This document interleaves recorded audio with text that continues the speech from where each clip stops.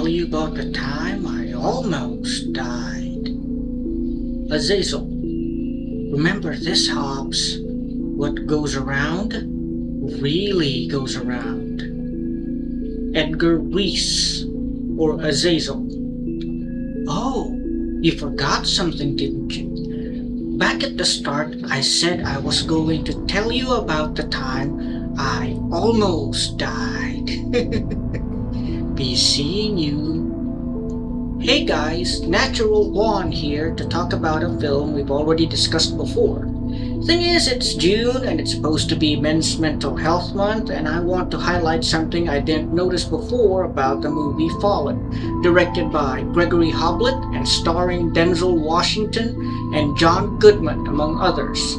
Now, what do those things have to do with one another, you might ask? Well, now that I have time to look back and really think about it, I think everything does. Especially now, in this age when people are frightened and confused by many of the things happening all over the world.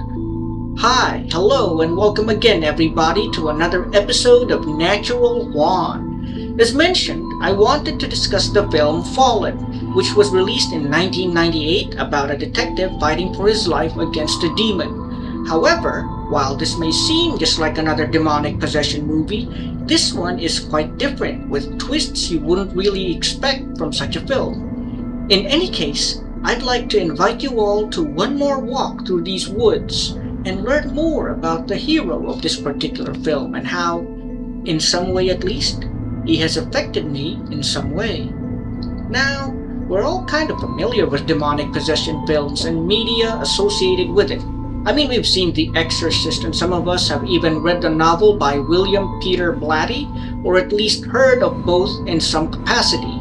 There's also the Evil Dead franchise that's still going strong to this very day with their latest installment, Evil Dead Burn, although, I must admit, I really wish they'd make more laughable adventures of Ash instead. Whatever the case, just about everyone and everyone's mother has at least seen a demonic possession movie or have heard of a demonic possession story. To say nothing of incidents in the Philippines where kids are allegedly possessed by evil spirits, a topic I might discuss in a future video. However, Fallen tackles the same topic but in a way that's rarely been discussed before. It's less about spinning heads and projectile vomit and more like death and or subjugation of personality and someone you know and love suddenly being replaced by something evil and unknowable, just like that recent film Obsession. The film is very similar to the movie Nefarious, which is also another unconventional demonic possession story. We've gone over this before, but for those who haven't heard of this film before, it tells the story of a police officer, Detective John Hobbs, played by Denzel Washington, and his struggle to fight the demon named Azazel, who begins the film possessing the prolific serial killer Edgar Reese, portrayed by Elias Koteas. The film also includes, among others, John Goodman as Jonesy, Hobbs' partner and best friend. Then there's Embeth Davids as Greta Milano, a woman who knows the true nature and identity of Azazel and, in the novelization by Dewey Graham at least, even becomes Hobbs' love interest. We've also got James Gandolfini as Detective Lou, an acquaintance of the other police officers who seems corrupt but not really as bad as most.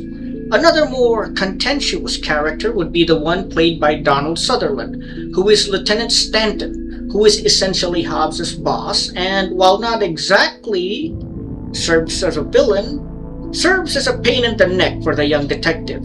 But while their roles are somewhat minor compared to the others, Gabriel Cassius and Michael J. Pagan, who portray Art and Sam Hobbs respectively, the brother and nephew of our hero, who we'll get to in a minute, and why I think they're so important to the story.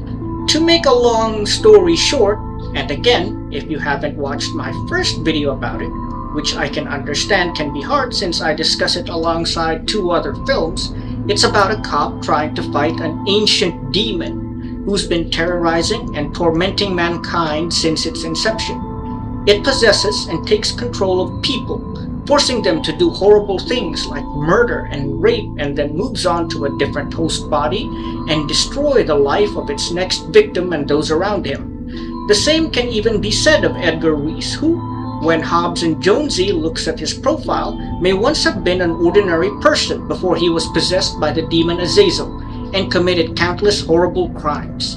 Immediately after the execution of Reese, Azazel proceeds to ruin the career of one victim by taking control of his body and insulting his boss, resulting in his consequent termination from work. Azazel moves from body to body by simple touch, inspiring a lot of paranoia considering how much we run into people regularly, especially in a densely populated setting like New York. However, Azazel is also able to possess the victims while his spirit is floating away bodiless, and is thought to be more powerful while doing so since he is fighting for his life. See, while he has a lot of advantages, Azazel is unable to possess the faithful or those with strong wills, like Hobbs for example, and cannot enter holy places. It is said though that when he is free-floating in spirit form, he can overcome even willful victims as he is forced to use his full power. But while I talked a bit about Azazel in the previous video, I think I failed to elaborate more on the story's hero, Detective Hobbs. As terrible a threat Azazel was, Detective Hobbs is presented as a strong counter to him and his efforts to destroy civilization, or, at the very least, a very large thorn in his side. While a mortal man in life, I'd certainly like to hope he'd become something more afterwards. We are introduced to Hobbs early on in the film. In fact, Azazel, who's narrating the film, specifically points out that we are to begin with him. Hobbs is shown to be a firm presence at the very beginning of the movie. When Reese, who's possessed by Azazel, requests to see him, Hobbs doesn't object and neither does he antagonize the now slated to be executed Reese. When the possessed Reese touches him, Hobbs does not respond negatively either, even if just to make him stop or insult him. Though it's not stated in the movie proper, I'd like to think that since Hobbs didn't know Reese was possessed, he was simply being kind to a man he thought was mentally disturbed. Later, while drinking with a fellow police officer played by James Gandolfini of Sopranos fame, he reveals that he bears no ill will towards cops who might be corrupt. This is a truly contentious opinion considering recent incidents, but Hobbs specifically expounds on the importance of discipline and self-control. He implies that while some police officers might accept bribes or engage in some form of corruption, they at least maintain a sense of law and order in the world. Of course, like I said, given what's happened and continuing to happen today, I find this a bit hard to agree with. That said, I will at least concede to the fact that civilization itself is built on the cornerstones of law and the pillars of order, and without good men and women to uphold them, it will likely fall apart. The greatest and probably most important reveal to me though is how Hobbs interacts with his brother Art and his nephew Sam. It is established early on when Hobbs arrives at his home that his brother Art might have special needs. It can be seen in how simple and innocent he acts, and even when his son Sam is possessed by Azazel and hurts him, Art refuses to retaliate and simply tells Hobbs about it. It is also revealed in a brief conversation between the two brothers that Hobbs could very easily have had a family of his own with a woman, but that woman left because she simply didn't like Art. Hobbs tells his brother not to worry, and that if that woman really loved him, she would have been willing to live with Art and his son Sam. To be honest, my opinion might be different because Filipino culture, my culture, is different from America. But I thought that shouldn't it be fully acceptable to accept another person's responsibilities if you truly love them? That Hobbs chose to look after his special needs brother and his son over starting a family of his own is sign enough of his own righteousness and blessedness.